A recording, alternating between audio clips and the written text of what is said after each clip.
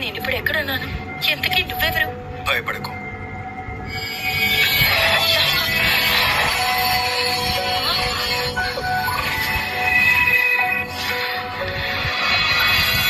ఈ క్షణం నుంచి నీ బాధ్యత నాది.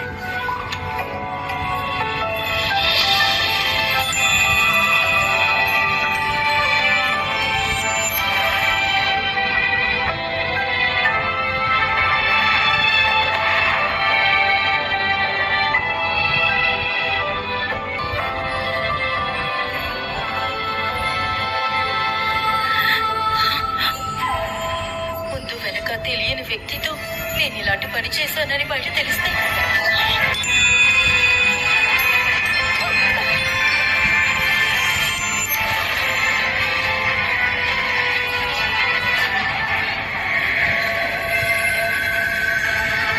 అడ్డంకులన్నింటినీ సక్రమంగా దాటొచ్చినందుకు మీకు అభినందనలు. అక్కడ అందరూ మీకోసం ఎదురు చూస్తున్నారు. అర్థమైంది. నువ్వు బయలుదేరు.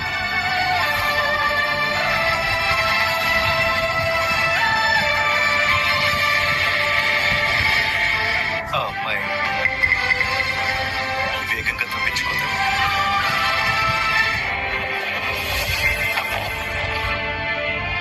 మేడం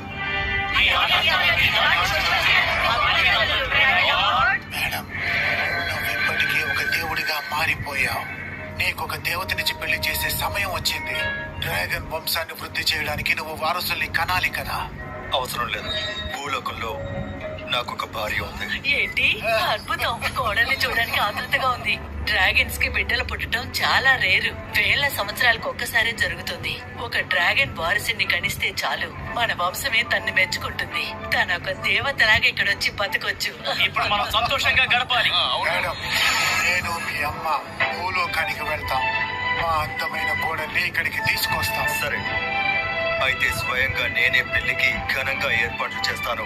తను రాగానే అదరగొట్టేద్దాం. ఈ షూ ఎవరికి ఫిట్ అవుతుందో తనే నా భార్య.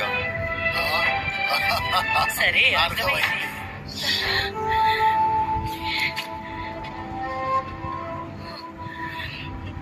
పాపా, నువ్వు అమ్మకి తోడుగా ఉండాలి. ఎప్పటికీ నన్ను వదలకు. నీ బిడ్డకి సెంటిమెంట్ ఒకటా? క్లారా, నువ్వు నీ మాటలని కట్టిపెట్టావు. కట్టెలు కొట్టడానికి కూడా నువ్వు పనికిరావు. ఇలాంటి దానికి మా కుటుంబంలో చోటు లేదు. రోజు సూర్యుడు ఉదయించేసరికి వండటం, ఉతకడం, తోడమంటూ మొత్తం చాకిరి నేనే చేస్తున్నా. నీళ్లు కూడా తాగలేదు. ఓ, వదిలితే ఆకేసి విందు ఏర్పాటు చేయమనేలా ఉన్నావే. దేనికి పనికిరాని దానివి. రోజు మీ అక్కకి అమ్మకి కోపం వచ్చేలా నడుచుకుంటావా? ఊహించాను.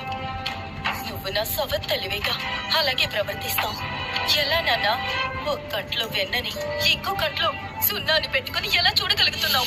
నేను నీకేగా పుట్టాను. నన్నెందుకు పనిమంచిలా చూస్తావు? కోరుపోయి క్లారాతో పోల్చుకునే అర్హత నీకు అస్సలు లేదు. పద్ధతిగా పెళ్లి చేసుకోకుండా ఎవరితోనో వెళ్ళి ఇలా కడుపుతో తిరిగి వచ్చావు. ఈ బిడ్డకి నాన్న ఎవరో తెలియదు. నాన్న పేరు తెలియని ఈ బిడ్డ ఇక ప్రాణాలతో ఉండకూడదు.